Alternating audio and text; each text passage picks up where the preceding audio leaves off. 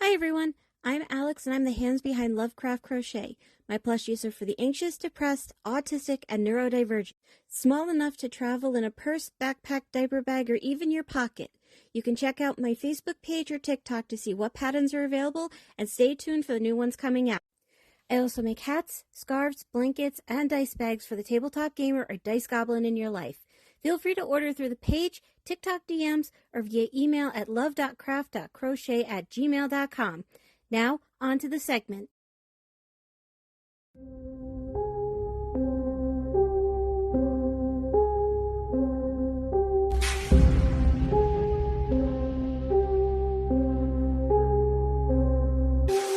Urban legends, missing heaven, hookman coming for you, missing 15 minutes.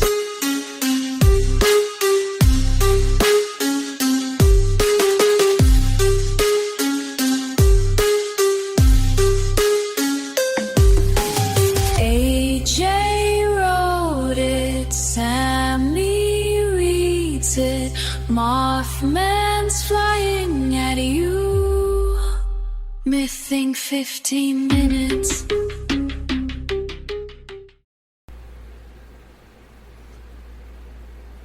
Welcome to Missing 15 Minutes, the podcast where we explore history's mysteries in the time it takes to, well, make really bad guesses about them. I'm Sam, and I think the person who wrote this didn't have a zippy log line for this one. Yeah, AJ? I got nothing. Cool. It's hard! Cool. So I figured you'd actually read the fucking prompt I put there. Wait for pithy one-liner. No, you put it in things I'm not supposed to read. Today we're looking at the UFO phenomenon. What it is, where it came from, and why it refuses to go away. Kind of like glitter, or our conservative neighbors. True story. In this episode, we'll cover the origins of UFO sightings, key historical moments, government involvement, and how the public perception has shifted over the years. You know, the usual. And of course, some of our own highly scientific theories. Spoilers, they may not be that scientific. It's aliens! It's aliens. It's the damn robot aliens. To begin with, we should admit to one thing. The UFO is no longer a The UFO is no longer a UFO. While it's still the popular term, the official name is now unidentified aerial phenomenon, or UAP. Doesn't have the same ring to it to me. It doesn't really. For sake of levity, and because we've been saying UFO for the last 30 years, we will continue to do so. Okay, which stands for unidentified flying object. So that pig you saw flying, it's no longer good, and it was technically an unidentified flying object till it landed. No, if you saw it and you saw a flying pig, it's in the shape of a pig. It's not unidentified. It's identified. It's a fucking pig. Is that like like the rocket from The Spy Who Shagged Me? Is it The Spy Who Shagged Me? Yes. Another thing, it doesn't automatically mean aliens. It can literally mean anything that meets the very broad name. It could be a balloon, a drone, a frisbee, or a very lost flamingo. Skipping the ancient alien rabbit hole, the modern UFO craze began in 1974 when pilot Kenneth Arnold reported seeing 9 shiny objects flying in formation near Mount Rainier, Washington. He described them as moving like a saucer skipping on water, and the press coined the term flying saucer. It's extra funny because they weren't actually saucer shaped. They were actually more batarang shaped. Journalism misreports again and shapes popular culture. Just weeks after Arnold's sighting, the infamous Roswell incident in New Mexico, the U.S. Army first said they discovered a flying disc. Then they quickly claimed it was just a weather balloon. Yeah, because nothing screams normal like changing your story overnight. Okay, AJ actually trying hard not to go off. AJ is trying hard not to go off since War Drop. Missing 15 minutes at a sister show long ago. We even talk about it on Killing 15 Minutes right before Mything became our official spinoff after called Debunking. And it's a full 20-minute script about the Roswell incident. It's a future episode. But we don't want to pick the time we don't have time to pick at wounds in an overview. Moving on. These events ignited a wave of UFO sightings across the country. By the 1950s, reports were so common that the U.S. government launched official investigations, like Project Blue Book, which ran from 1952 to 1969. Giggity. 12,000 cases investigated, and the official conclusion? Nothing to see here, folks.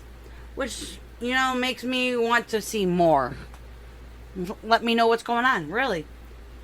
Most UFO reports studied by Project Blue Book were explained as natural phenomenons, unidentified aircraft, or outright hoax. But a small percentage remained unexplained. And by unexplained, they may file under, we're not talking about this. Interest in the UFO faded somewhat in the 80s and 90s, but came roaring back in the 2000s. In 2020, the Pentagon officially released Navy videos showing UAPs, as they called them, making that the new official term. Which is basically the government saying, yeah, we saw it too. We have no idea what it is. Anyways, lunch? UFO sightings aren't just an American phenomenon. The Rendlesham. It's the Rendlesham Forest. Alright, sure. I know the incident. I know. I'm sorry. I've never looked at the name. Whatever he just said, Forest incident in the UK in 1980 involved U.S. Air Force personnel encountering strange lights, a possible landed craft. Countries like France, Brazil, and Chile have even released their own UFO files to the public, adding more reports and in some cases more mystery. It's serious when France, of all places, stops talking about cheese long enough to talk about aliens. Oh, they talk a lot about bread too. Explanations for UFOs range from misidentified aircraft to advanced human technology, atmospheric phenomenon, or, of course, extraterrestrial visitors. I personally like the idea that they're just alien teenagers on a joyride. Explains the sudden zooming and lack of communication. And possibly anal probing, but that's a low-hanging joke. Totally. Scientists stress that the need for evidence, but the persistence of unexplained sightings means the conversation is not going away. The UFO phenomenon is part mystery, part cultural phenomenon, and part human curiosity. It is always going to be a persistent reminder that we average people don't truly know the world we live in or the skies above. So the moral is to keep your eyes on the skies and maybe invest in a good pair of binoculars. So, do you believe? Oh yeah, I totally believe that we're not alone in the universe. Yes, but do you believe that aliens are coming down here, mutilating our cows, stealing our jobs? I could totally see them stealing jobs, but I don't think they'll last that long. Just saying. Yeah, it depends. Nords are supposedly much better, they're stronger and faster and everything than humans, so they might be good at jobs. Greys, I don't see working anywhere except for the IT field. This is true. And apparently they come with big feet, so Bigfoots is their intergalactic, trans-dimensional fucking things. Right, okay. The rabbit hole goes deep, my sister. It does. Huh. But yes, with that, do you have anything you'd like to say about UFOs? Well, the thing with UFOs is, have I seen UFOs? As in, have I seen unidentified flying objects? Yes. I remember sitting on the back deck, and they were letting off the Chinese lanterns. Yeah, I know, but you don't know what the hell it is. No. I'm literally watching things fly from the canal going, what the fuck is that? And that's a UFO. That's a UFO. Though, the one time I was facing towards the base and we were seeing shit, I still don't know what that was. That would be the fact that we have an active air base. Griffiths Air Force Base is right there with several aeronautics. This is true. It's also the only place in New York, or I think one of like 5 places in the continental U.S. that a galaxy can land. Yes. I think White Plains is the other one. There's a couple others. White Plains is over in Nevada, isn't it? No, White Plains is downstate.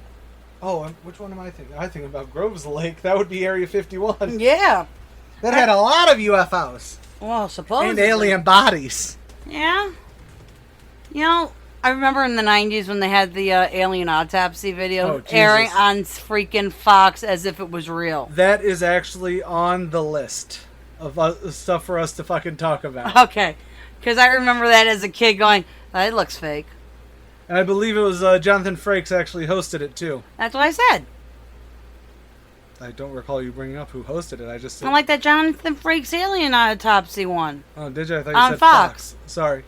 But yeah, no, I do believe... Because it was one of those, what the fuck's going on? They did frame it perfectly enough to be what would happen if it was actually leaked. Yeah. You know, they made it a big to-do. It's not like, you know... Hey, is this episode of Expedition Bigfoot, season 17, episode 4 of the run, going to be the one where we really find the proof about Bigfoot? Well, no, because if they did, it would be a breaking news story, period. It wouldn't be buried. No, it wouldn't be in the hot sheets. It wouldn't even be the hot sheets I'm talking about. It wouldn't be in a nothing episode. It would be, Discovery would have a giant special about actual fucking proof. Except Discovery only makes lying documentaries, like the Mermaid one, or the Megalodon one. Sorry, that's my own personal rant. Yeah, I see this. Me, I think UFOs clearly exist because they are just unidentified. Do I think they're alien craft? No. You know why I think they're not? Because the government spent 50 years trying to make people think it was aliens. So Project Blue Book and many other projects were their disinformation so that Russia would not know. So that way your crackpot sees a fucking B-2 bomber in test flight. Oh my god, it's an alien. No. They'll say it's alien, and then they'll have some random guy who, air quote, worked for the government, now isn't, come up and be like, you want to know a secret? It fucking was aliens, bro. And then you've got, okay, now everyone's focusing on this part of the story, not focusing on the fact that we just saw a B-52. Not a B-52, a B-2 bomber. yeah, I gotcha. Makes sense. It's also where I think a lot of the triangle-shaped UFOs came from. I would believe that. Because, especially if you look at the light patterns on a B-50 or a B-2, or one of them stealth bombers, they make a triangle. Yes. So if you're just seeing this black thing streak overhead and the lights on it form a triangle, your brain's automatically going to connect the dots rather than put in the little thingies. Cut parts for the wings. Right. You know what I mean? But do I hope? Yes. I did actually really like bringing up the Kenneth Arnold thing because we will be discussing flying saucers in future episodes, and the fact that journalism said they're like flying saucers is why people started going, it's not cigar shaped, it's saucer shaped. Mm-hmm. Because Kenneth Arnold's like, I didn't know what it was, but it flew like it was a skipping rock, Yeah. Which is actually an interesting thing, because you never see anything like that in anyone's report. You know what I mean? When people go, I saw me a UFO, you never see anyone go, it was almost bouncing, because that's what he was talking about when he's like, it's moving like a skipping rock. Yeah. Because it was almost pogoing. Which Yeah. I just think it's always fascinating to me. It's Similar to next week, when we talk about Betty and Barney Hill. yes. because boy howdy is, I didn't do a ton. I didn't write the skinnies on that a lot because there's going to be a lot of discussion to be had about hypnotism. Alrighty then. I'm Sam Rossi. I'm AJ Carey. Later, y'all.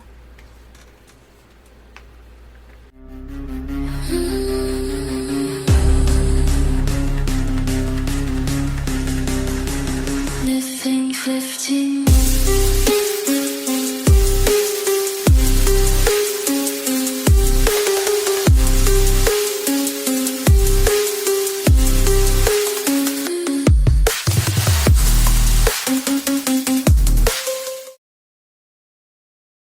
Keep on carrying on. C-A-R-E-Y.